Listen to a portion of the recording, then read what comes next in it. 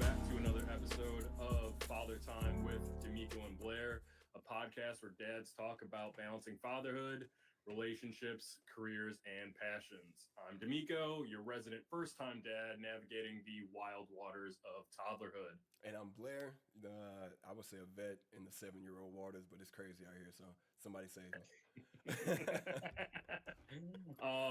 As we talk about passions, since I was a kid, golf has always been my happy place.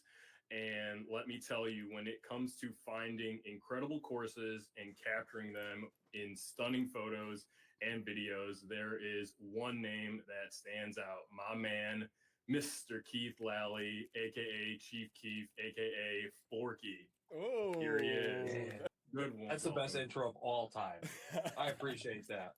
I'm recording that and putting it as like my ringtone from here on out. That should be your walk-up. The next time you walk up at a Pro-Am event, just have that going.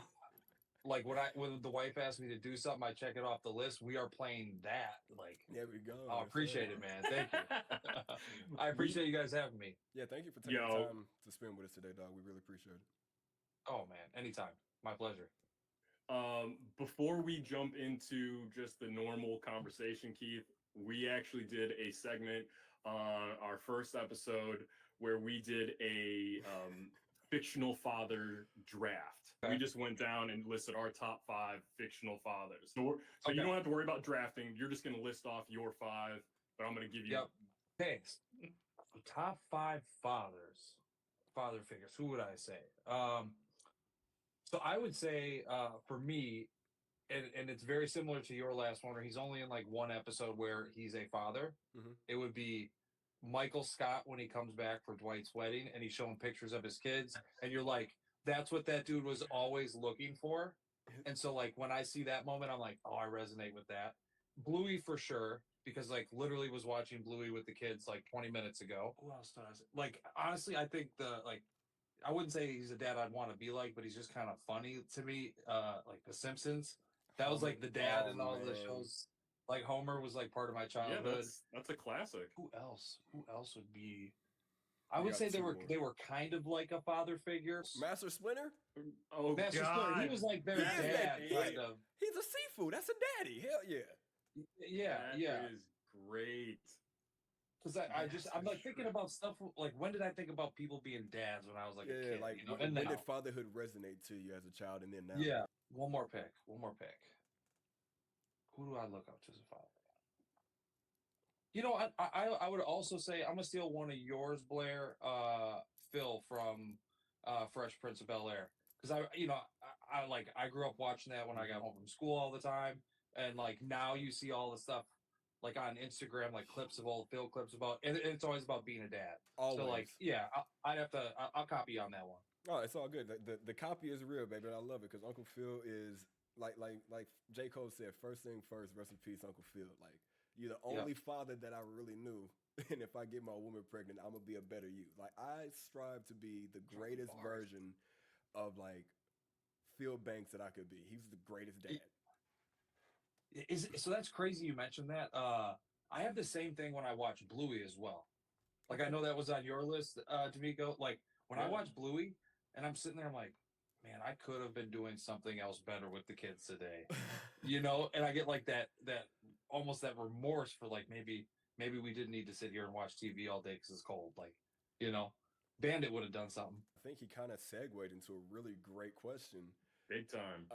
That we kind of have on our list. What are the moments that you regret, or do you have regret when it comes to making time like this as a father, or when it's time to go golfing, hunt a whole hike, all those things? Like, where's that balance of saying yes or no to people when it comes to being a father? Yeah, that's a really good question, and that's actually something that I would say later in being a dad, I've been more cognizant of. I've been more aware of the fact that like in the present moment, like you mentioned one, like I'll be driving to like go play golf, and it may have been scheduled, but like maybe before I left to go play golf, like my little one came down to like snuggle, and then I leave and I'm like on my way to the course. Like 2 years ago, I would have just been super excited, like listening to music. And now I'm thinking about like, man, like I'm going to play golf next week. I could just go home right now. Yep. Like I don't need to go do this. Mm-hmm. Like there's those moments.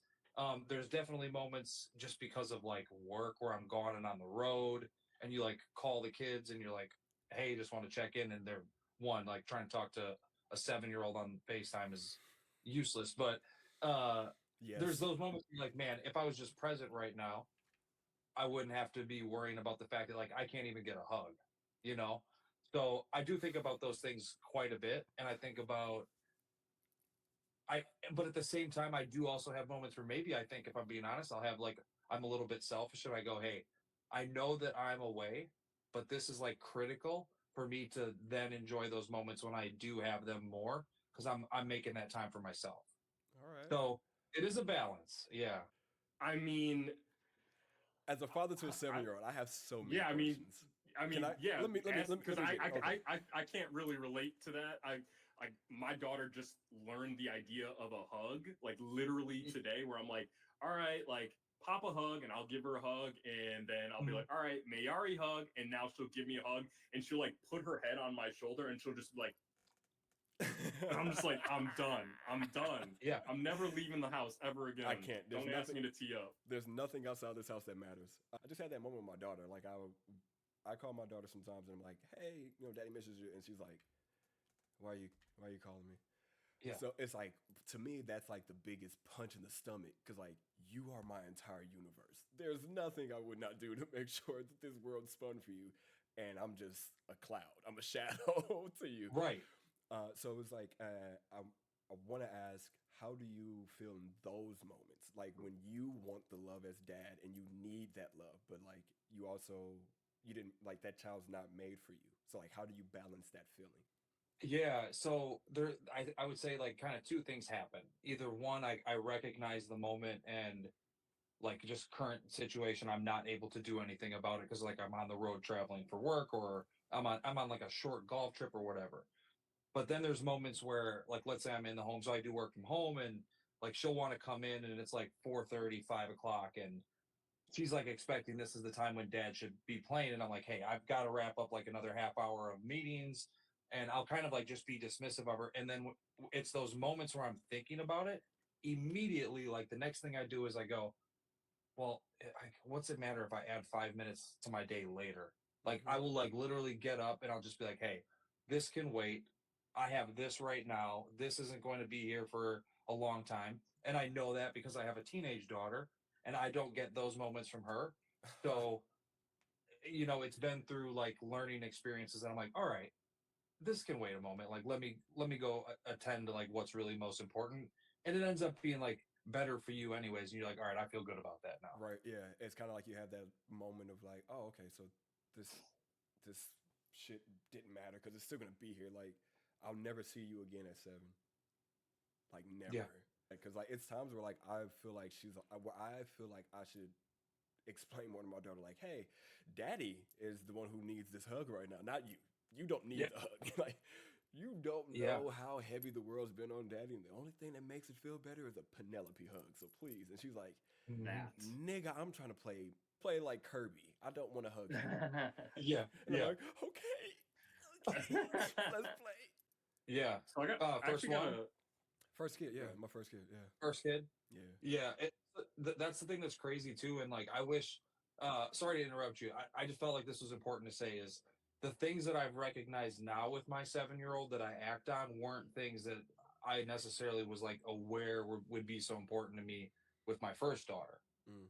Right. So we've got Ella who's 16 and we've got Sutton who's 7. And the thing that's nice now, and I guess this would be my advice to anybody that's having 2 kids, or even if you're going to have one, like there is only so much time in your day that you have allocated to like spend with your family, and even less like moments where you get to cherish them.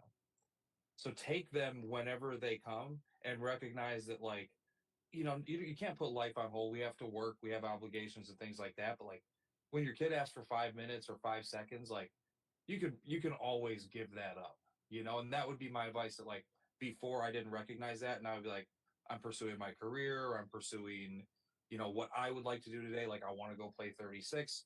And now I've recognized I'm like, oh man, I wish I would have given more time to Ella that I have given to Sutton. You know what I mean? Dude, shout out! I think that right there might be a new segment, dad gyms.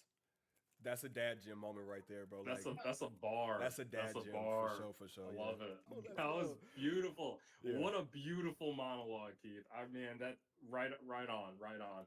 That actually brings me to a question that I have. You talk about Ella and Sutton. There's a bit of an age gap there. How did your bond with Ella evolve when Sutton was born, and kind of navigating that new life as a dad of two?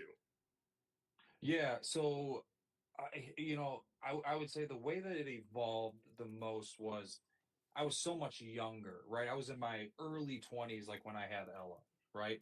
I was late 20s, almost 30 years old when I had Sutton.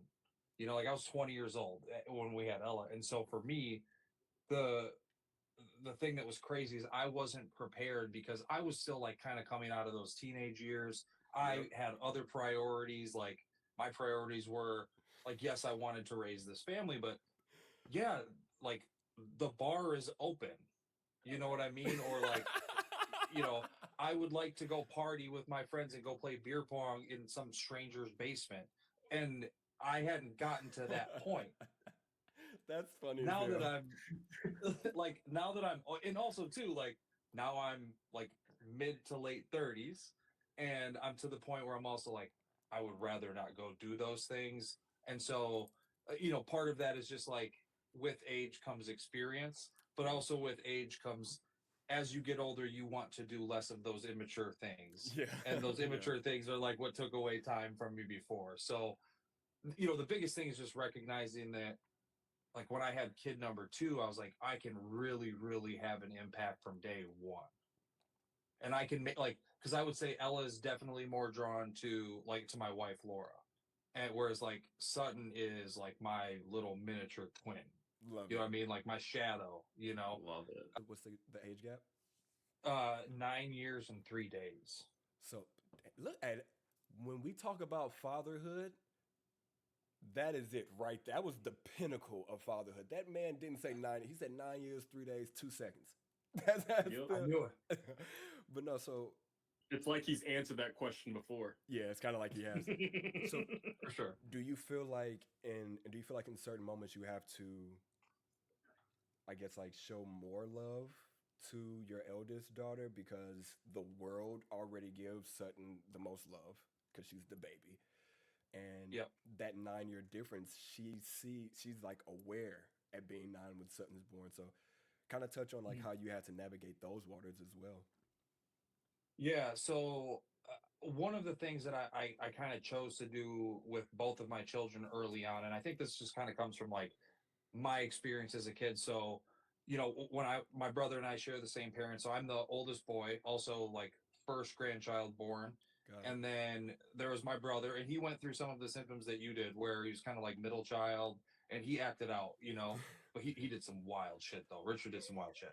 And then my parents each had like daughters at the same time, with other partners, Mm, and so we had this like interesting mix of people in our family. And the thing for me is with my upbringing, my dad didn't have custody and my mom did.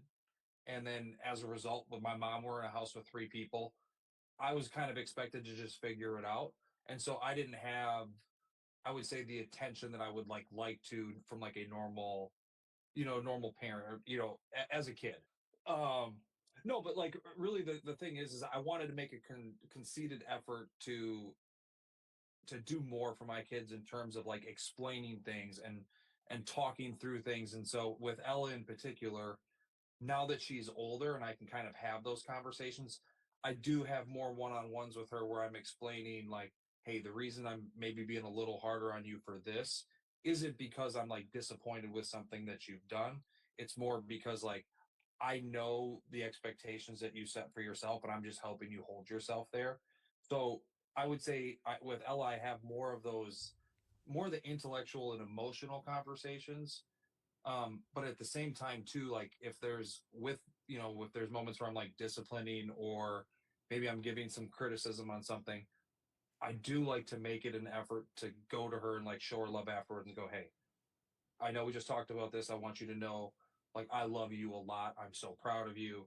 Like, and then I'll like, try to move on from that conversation, and I'll just do something like, hey, what are you interested in doing tomorrow, or like, what's on your plan? What are you excited about?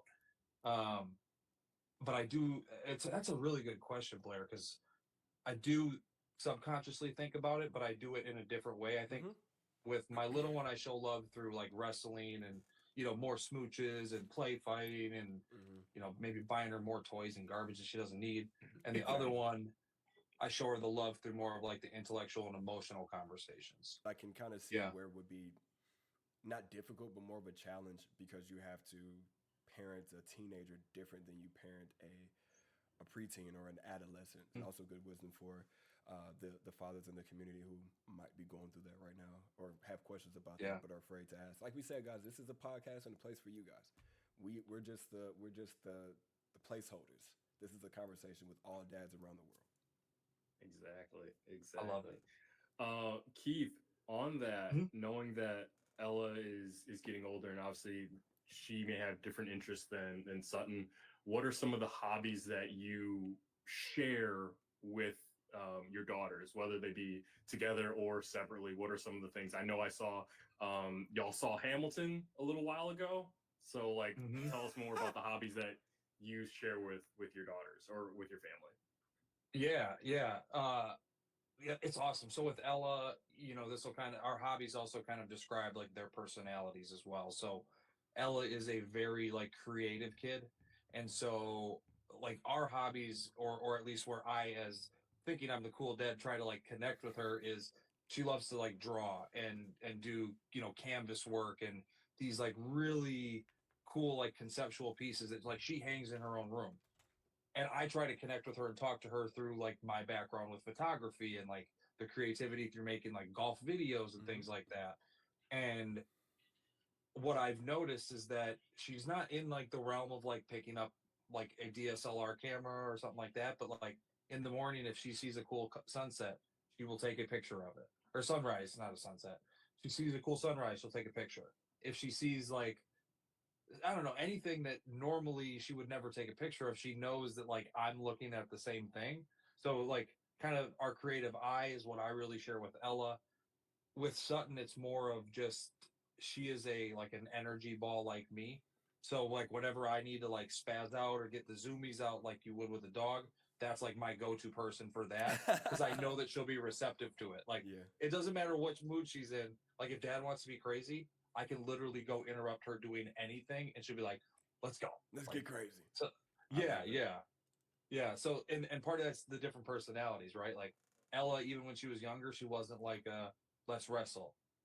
She was like, go ahead, take away the TV. I'm gonna go draw anyways. So, Dang. Okay. yeah, yeah.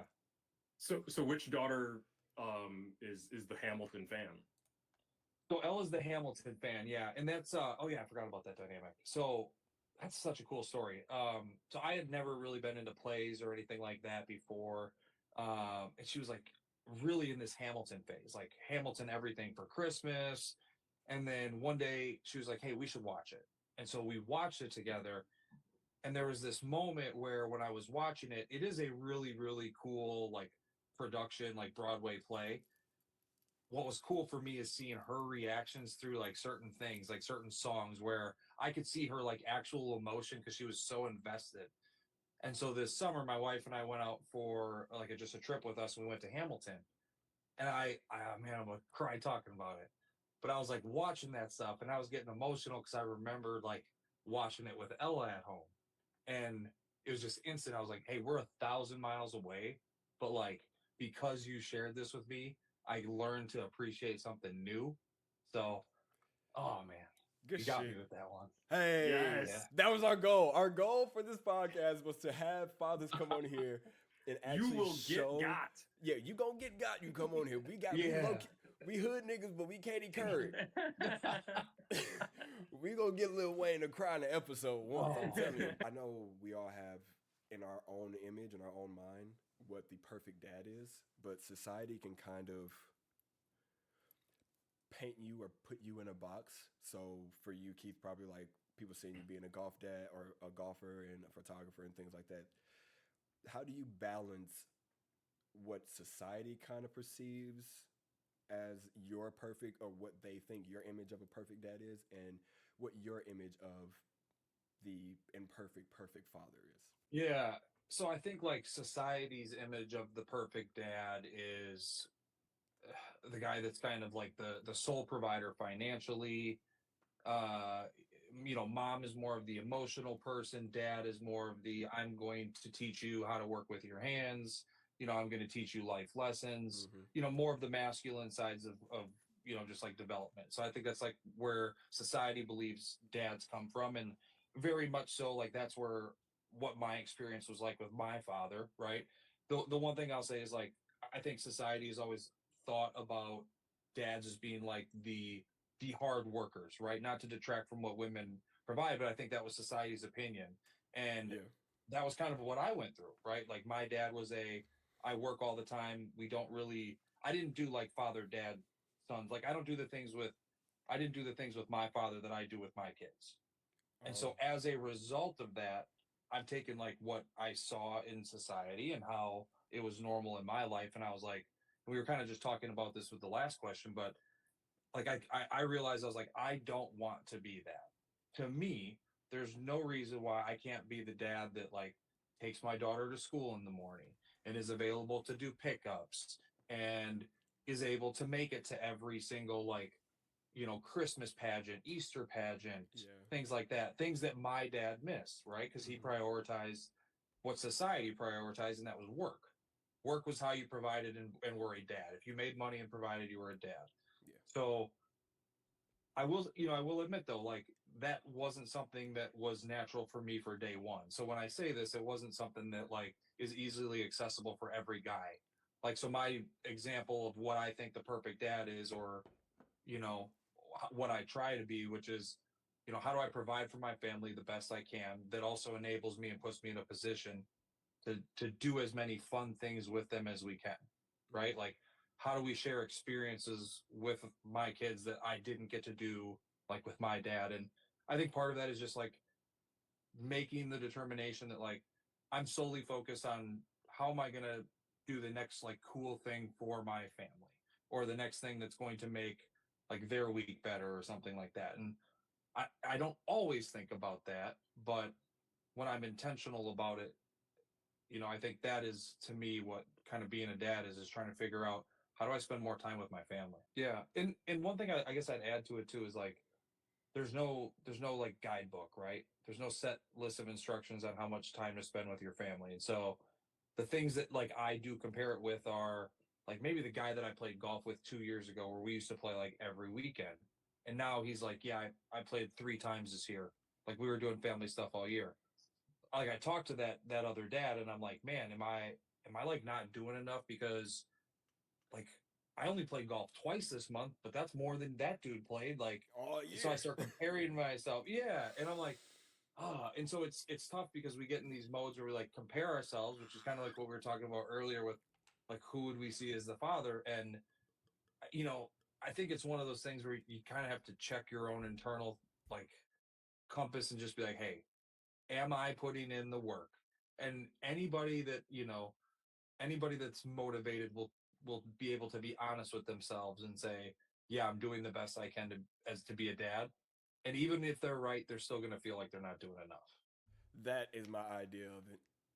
The greatest You idea of a know? dad is when you know you've done enough, but you feel like you haven't. You still it's still an extra level. Keith, you touched on it, talking obviously about balancing the time with your family. Mhm. I notice that you and your wife Laura have date nights. How else do you find balance in between being a dad, your job, the content you create, but also being a present partner? And obviously, like you kind of touched on it, like there is no guidebook. You got to kind of follow your own true north. Mhm. What's I guess the relationship true north for you and Laura, as you guys kind of navigate 2 kids and full-time jobs and all that stuff? Yeah, yeah. I would say the way that I've kind of chosen to navigate it, and again, we kind of talk about the wives being like the foundation of what we got here at home, right? And it's entirely true because I feel like Laura grasped like the foundation of like, we are a family, we do things as a family, like this is a growth goal for us, right? She was like, from the moment we had kids, she was in like mom mode. You know what I mean? Where like it maybe took me a little bit to get into like full dad mode. And It so does. it really does. And so I would say, you know, with age and experience and like, you know, being married and being a dad, I kind of realized where to prioritize time. And so currently, I think I'm getting more on like my wife's page with particular things. And don't get me wrong, there's still those moments where like I want to go do my golf trips. And so like I'm like, hey, I'm going on this trip. Not like I'm not asking, even though I'm kind of asking. Like I try to still like put up the front. I'm like, hey, I'm going on this. If you don't work those nights, you I know, love. we'll You see how tough it was. I'm going on this Yeah. trip if you know Saturday and Sunday night work. For with all due respect, I'm yeah, going on yeah. this. Right. But like she knows now that that's kind of like where I'm coming from when I ask it that way. Whereas like before, I was like, hey, I got this and I got this and I got this and I got this. And so with age and maturity, I think that like I've kind of, if anything, I've been the one that's found more of like what my wife was already trying to build with us. And I've just been fortunate to grow in like my career and some experiences through golf and things like that, that I've learned, okay, like golf is cool. I can find time to prioritize that. Like what I got here with like Laura and Ella and Sutton, like this is really, really cool. And I'm only going to have this for X amount of time. You kind of hit on something that you said that dad mode didn't kick in for you right away. When was that moment that dad mode kicked in for you? So I would say like I recognized right away, I was like, oh whoa, I'm a dad now. Like that part was kind of like instant. Like I was like, all right, I'm a dad. yeah, If I'm being really, really honest with myself, dad mode was around like 2 or 3 with Ella, where I was like, okay, like, and it still wasn't to the point that it should have been, like looking back on it, but like when she was like 2 or 3 and we could like actually start to begin to communicate, mm-hmm. I realized how like unique that was and like what we were developing. That's when I started to take a little bit of time back from stuff, and then I would say like definitely for sure. I mean, by the time she was like 5 or 6, I was in like full dad mode. She was my buddy. Like we had routines together. And then like by the time we had kid number 2, it was just like, you know, Ella was 9, so she was like no longer interested in hanging out with me anyway. She's almost a teenager at that age, basically. And then Sutton was like the new little one, and Mm-hmm. you know, I recognized that I hadn't really appreciated that as much the first go around. For sure. So that was when I was like, all right, let's just dive another layer deeper into dad mode. Like let's soak into this. And my wife and I talking about it all the time. And you guys are definitely going to do this. I'm sure Blair, you do this having like an older kid, but you're going to go back in those memories and look when they were like a year old and 2 years old and 3 years old, and you're gonna be like, oh, you're gonna have like your favorite moments that you talk about with your wife. Like 2 to 3 Sutton was my favorite. Oh, dude, yeah. Like 5 to 6 Sutton was kind of a little B, but like we loved her. You know what I mean? She was crazy. She was reckless. You know. Dude, 5 to 7 Yeah. Penelope is a dickhead, and I love you to death, baby girl. I know you're gonna watch this one day. Your daddy loves you. You're the greatest thing in the world. You're the greatest thing since sliced bread.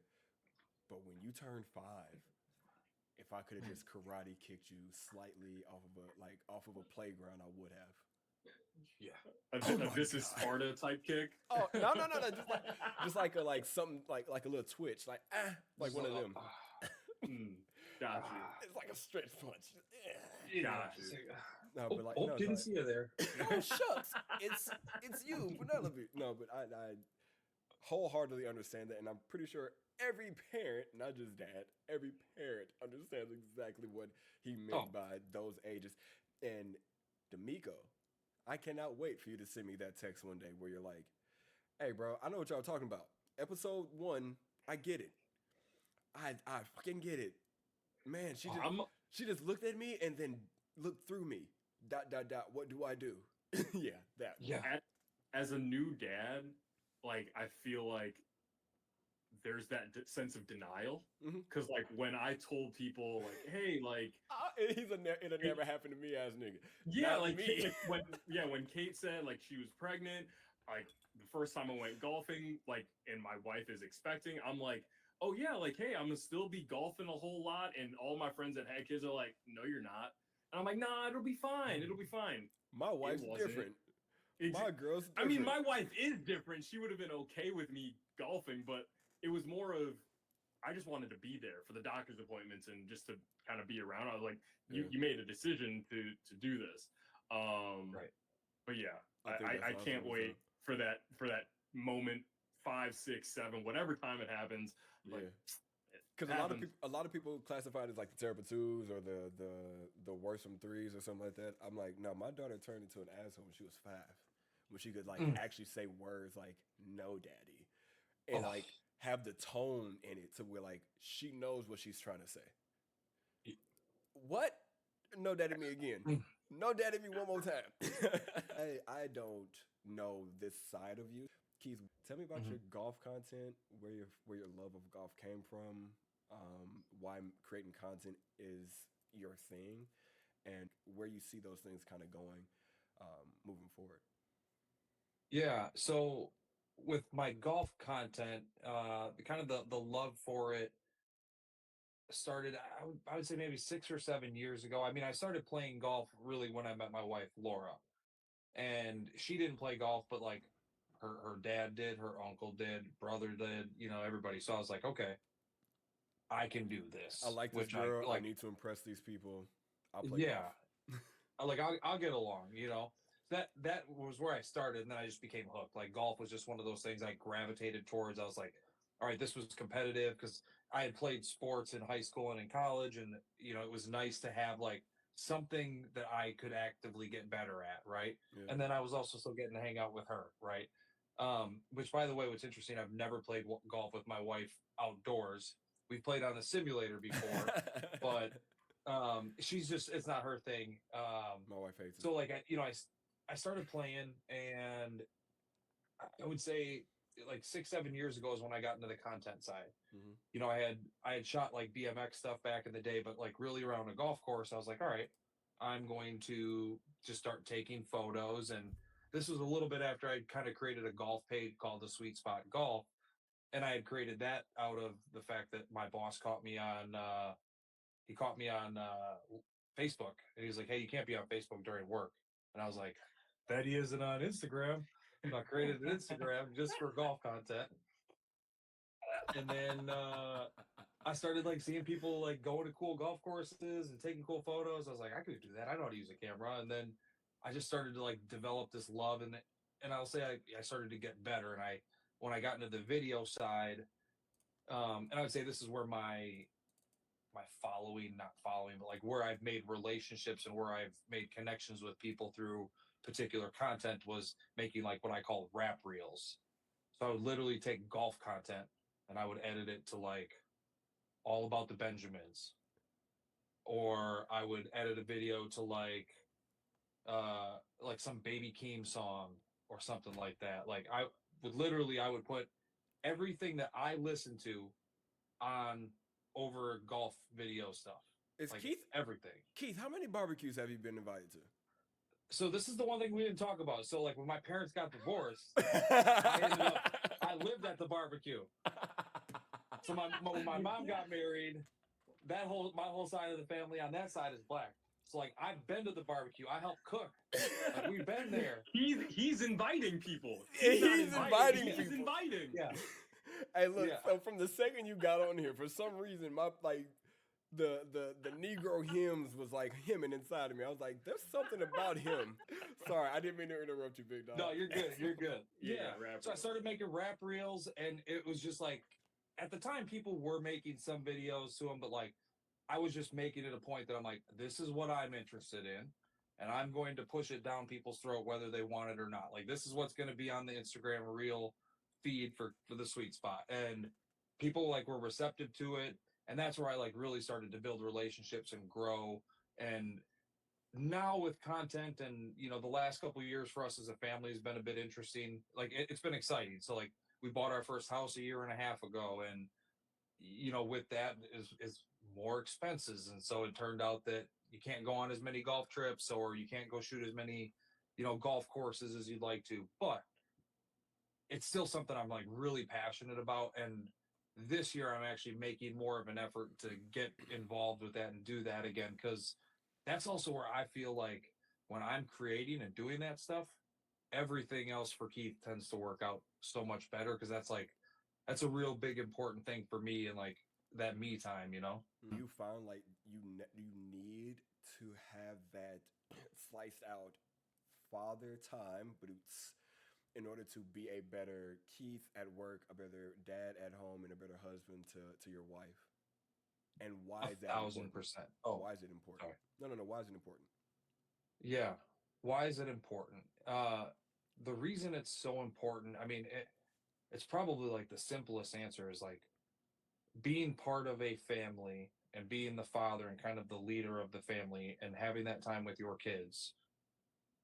You have the greatest impact on those human beings from day one. And so when you get the opportunity to get people that love you and trust you and invest their time in you, you realize that it's easy to prioritize that time for them, and it's important to do so. And I definitely get something out of it. Like when I make a real effort to like spend time with the family as a whole, or to get moments like one-on-one with each person. And like I'm the only male in my house.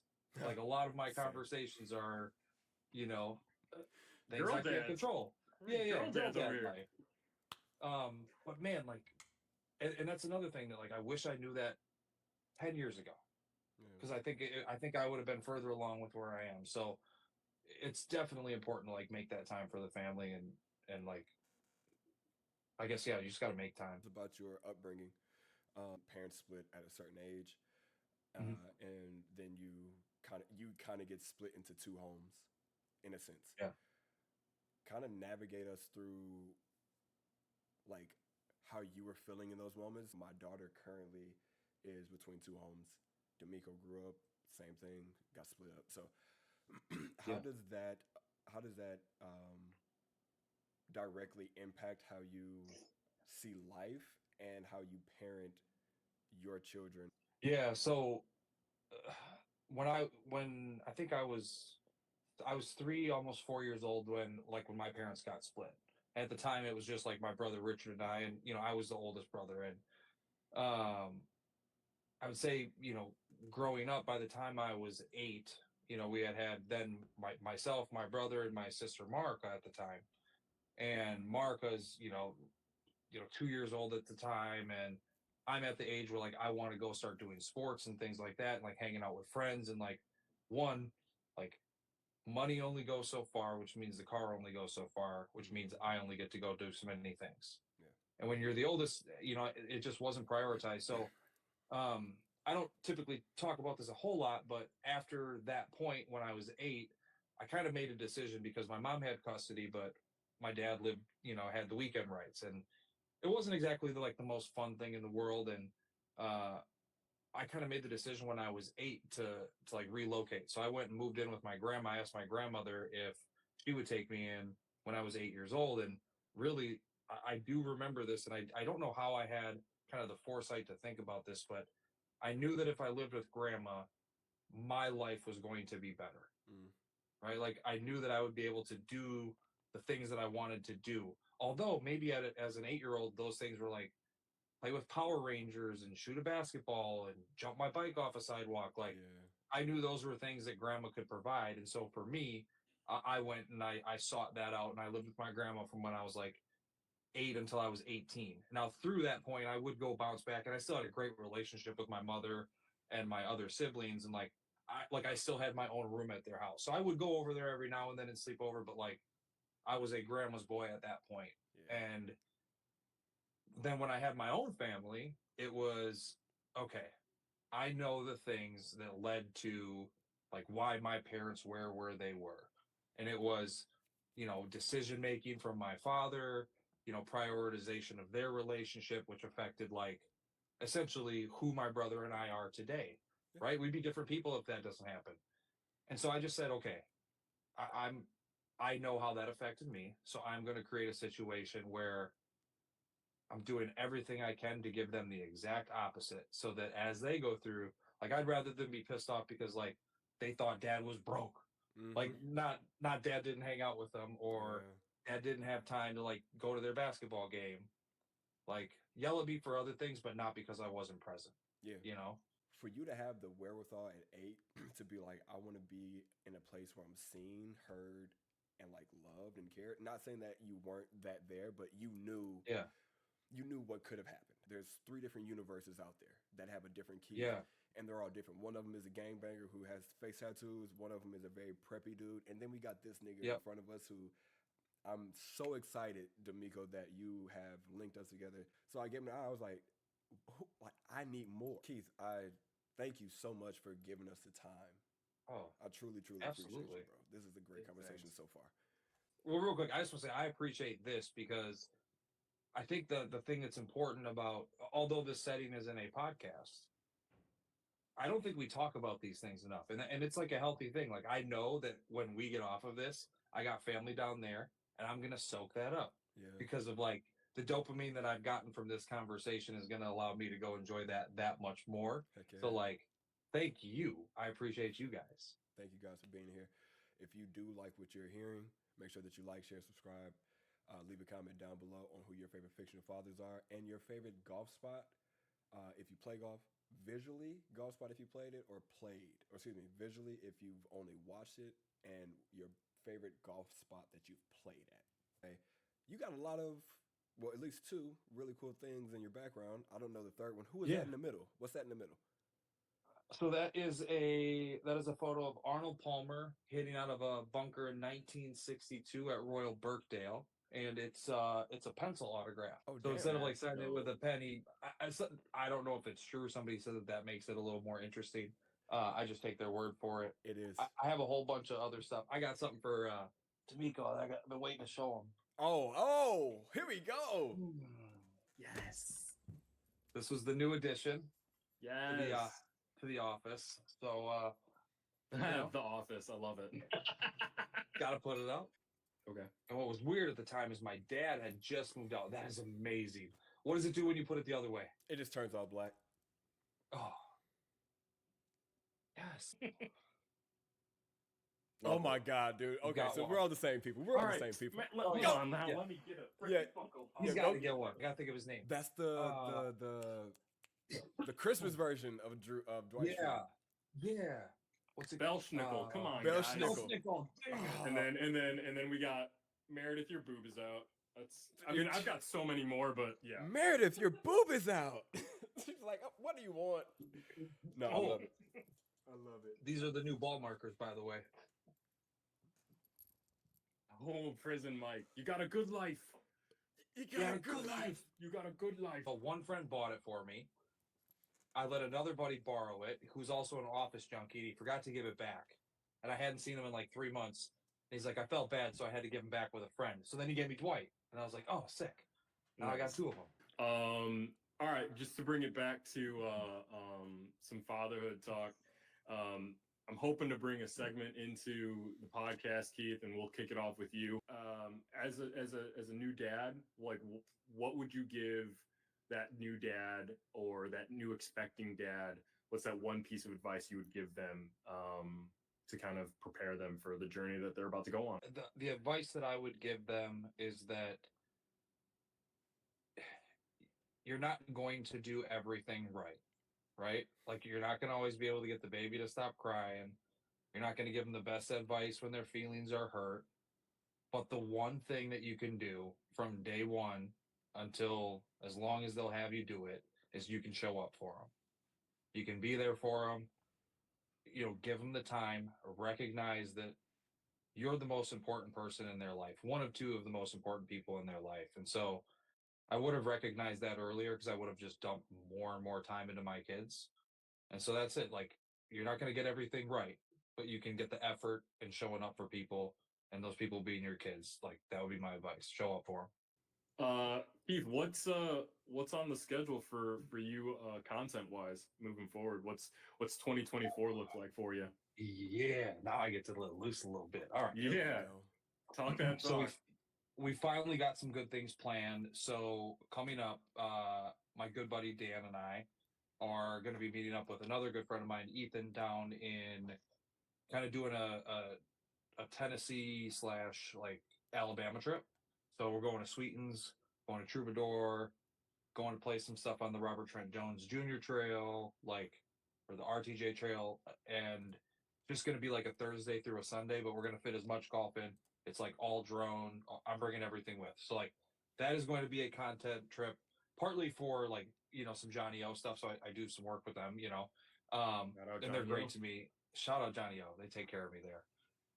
So we're gonna do some stuff there, and then also just enjoy drinking some bourbon and playing some golf, smoking a few cigars, just letting loose. And then I got July. So what's cool is like through Instagram and through golf and kind of this community, you make a bunch of different friends. And I've gone in these big 16 to 20 man golf trips to either Bandon Dunes out in Oregon, What? gone to Portland. Yeah, I've been to Bandon twice.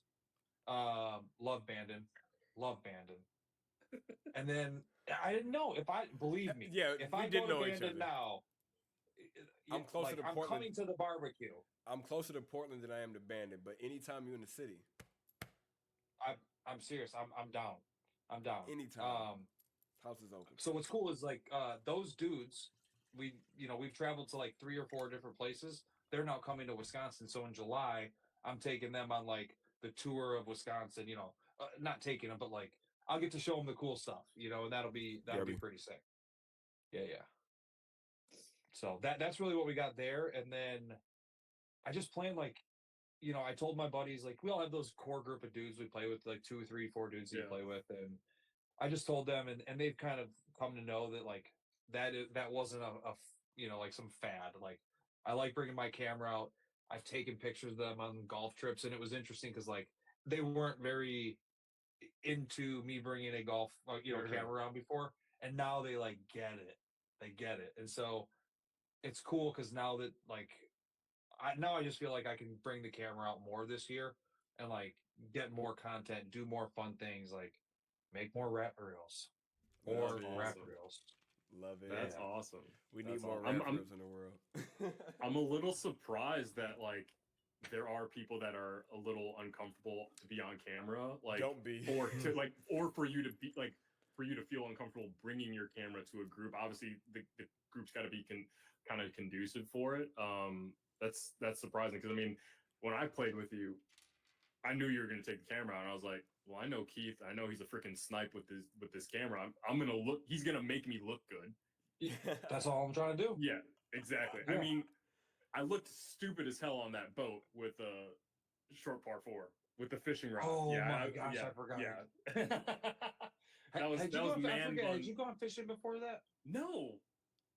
No, I'm a city boy. I'm not really like on the lake like that. Like we from the go. We don't fucking ain't no fishing in Chicago. I'm not really. If we go to Lake no. Michigan, the closest thing to fishing you're gonna find is a dead body. You dead bring one. up a person. Yep. Hey, but you got to check it off of the like I did this list. All right, we realized we don't need to do that again. Never again. Never.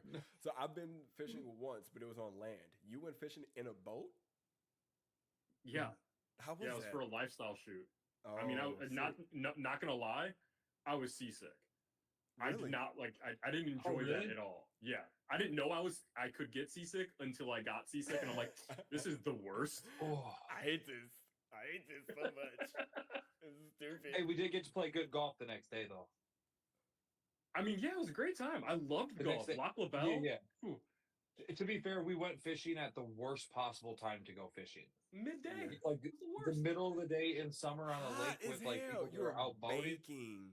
You were Yeah. baking. Oh yeah. Yeah, for sure. I feel that. Yeah. No, I definitely. And get we were that. drinking. It was the worst. Nope, never doing that Awful. again. No, yeah, in my life. you got a day drink on the water at 7. The same time Yeah. you would tee off is when you got to start day drinking. There's no way. Because also shout out to Drake. Drake said it ain't drinking all day if you don't start in the morning. So 100% true. Facts. Yeah. Facts. I've dropped a Drake and a J. Cole verse on this episode. That's crazy to me. I feel like we need a rap reel with first person shooter. First person shooter. I think that's what we need now. And bring back the Office references That because could that's what's in happen. the music video. Make this happen. Did Make we this just happen, Keith? did we just executively produce? They chose the music. Yeah. A we got sweet needed. spot reel? Hey, put us out there, credit. cuz. Put us out there, cuz. We need the credit. It's happening. Father Time gets the credit. So you said that you played, sports athletically in like high school, college. We see Pinehurst on your left shoulder, and what's on the right shoulder? Sam Valley. Okay. What are some of your favorite places to go?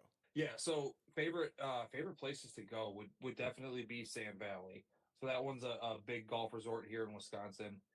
Mammoth Dunes is like one of my favorite courses to play. It's just easy. It's easy to play. It's fun to play. And then another place is Sweetens Cove down in Tennessee. So we're going down there in that's when we're going in March. So like maybe 6 weeks from now. And that's just a place where the golf experience is completely different than anything else. It's way more laid back and like you're actually there to just like enjoy the time with your friends. Yeah. So I would say like those are kind of the top two. And then I mean I've been so fortunate, not like bragging, but like I've been fortunate to play some of like the best stuff, like Pebble Beach and Spyglass and Sawgrass, things like that. And like to me it's not always about like where the course is ranked. It's about like the experience of who I'm playing with at that place. Go. Yeah. So where's this at in Tennessee? Because I lived in Nashville for a very long time, off and on in my childhood. Yeah. I also lived in like Mount Pleasant. I've traveled to Murfreesboro, Knoxville, Chattanooga, Memphis. So where's this course at in Nashville? So it's not in Nashville, it's in South Pittsburgh, Tennessee. Okay. I know of the area. Yeah. So it's like it's literally just west of Chattanooga by like 30-40 minutes. For sure. Yeah. So we as a podcast collective, when we were doing our production meetings kind of earlier on to like set the stage for what we have going on here, we were talking about possibly going down to the Live golf event in Tennessee. And then that kind of switched off to just seeing if we could find a venue where we would go golfing that makes sense for D'Amico and myself. And then also, because I'm never really without my family, I don't want him to be without his family. Also a place where like all the girls could come and like have a good time too. So if we have that thing go down, just know, Keith. Yeah. You're on the list. If my invite wasn't there, I would be disappointed because I would love to come kick it. For sure. I can't wait to actually like get on. Not even get on the course with you, dog. Like to get one of these in person, like a little cheers. Hey, shout out to us. Cheers. Cheers, everyone. All right, now back into the pod. How do you navigate the unique relationship that your wife, you, and your eldest daughter have, and how those things have changed, and how you see it now as a benefit for your youngest daughter? Yeah, I would say my wife and I are kind of, collectively in the same spot with our older, and that like the things that we get frustrated with or the things that we're working on with her and I know it sounds weird, but it's kind of what you do when your kids get older is you're working through things with them. You're kind of helping shape maybe some of the decisions they make to make them better or to get them to prioritize their time better. And with Ella, the thing that we focus more on is like the confidence side of things. So she's an excellent student. We've never had to like harp on her about grades. And so one of the conversations I have is like, hey, when I'm tough on you, it's because I know how incredibly smart you are, and I know that there's more that you can get out of yourself. Yeah. And most of the conversations with her are based around like her confidence in herself and her own abilities. And an example is like right now she's learning how to drive. Oh, no. And like, it's a new challenge. And so like I tell her like, hey, realize like if I freak out when I'm sitting in the passenger seat and you're driving, it's because like I think I'm going to die too. So like we're in the same boat, girl. Like just realize that if I'm yelling, it's because I want you to be as safe as possible. I'm investing my time in you. Like that's helped us because with Sutton, the younger one, it's more of like shaping in like corrective behavior. Got it. You know, like getting her to understand things. And I would say this is an area that I struggle with because like although I explained the dynamic of living with my grandmother, you know, you still kind of lived by dad's rules, even though you weren't under dad's house. And so that was like how you sat at the dinner table, like no elbows on the table. You ate everything on your plate. It didn't matter what got put on your plate. You had to eat that.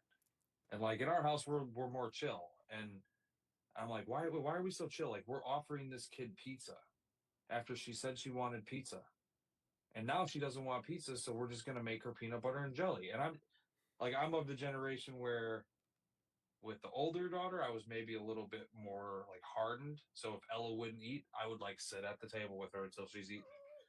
Jeez. And then with Sutton, I don't know, maybe it could also be that I just like don't care. So I'll just be like, what?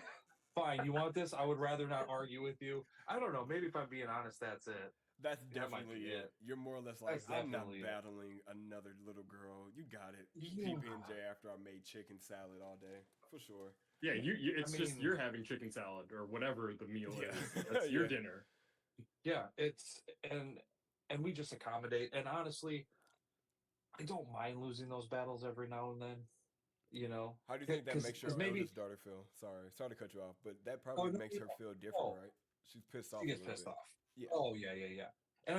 And I just kind of explain her to this. I go, hey, or explain it to her like this. I go, you hear her right now, right? She's like, yeah. And I go, we can continue to battle her and get more of this, or we can kind of go like, you win, and we go off. Now, is it right? No. Do I do it all the time? No. But sometimes you're just like, I don't have the damn energy for this. Pick your Like, battles. let her, yeah. Like, if she wants to yell through a microphone and you don't want that, fine. She can keep the microphone, but she has to do it in the basement.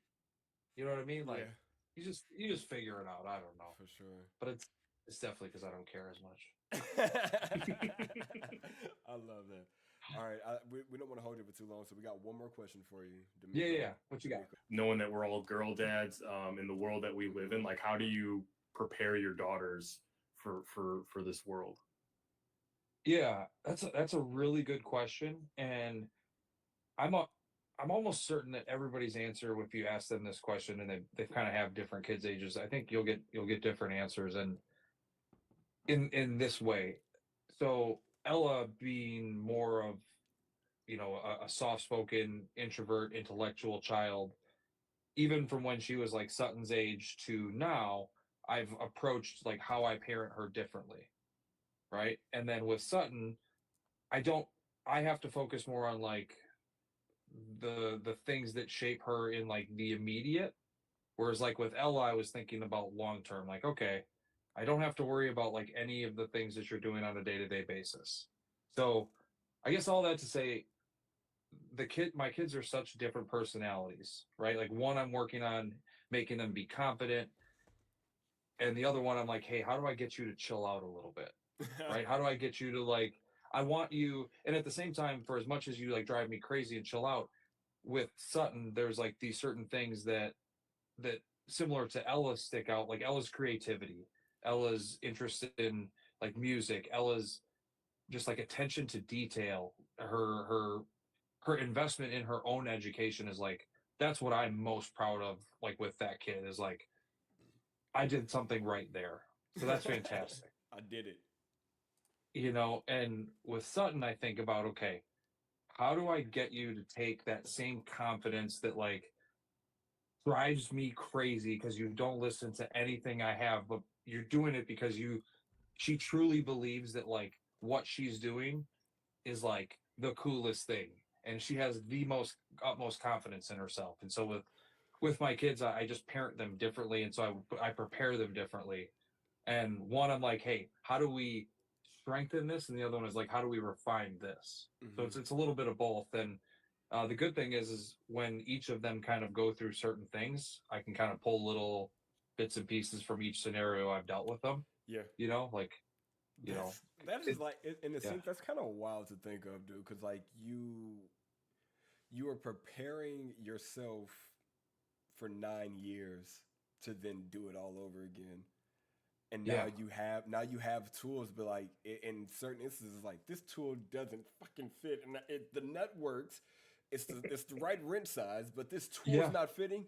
Throw that shit, whatever. We'll beat it out with a hammer. If it comes out, it comes out. Yeah.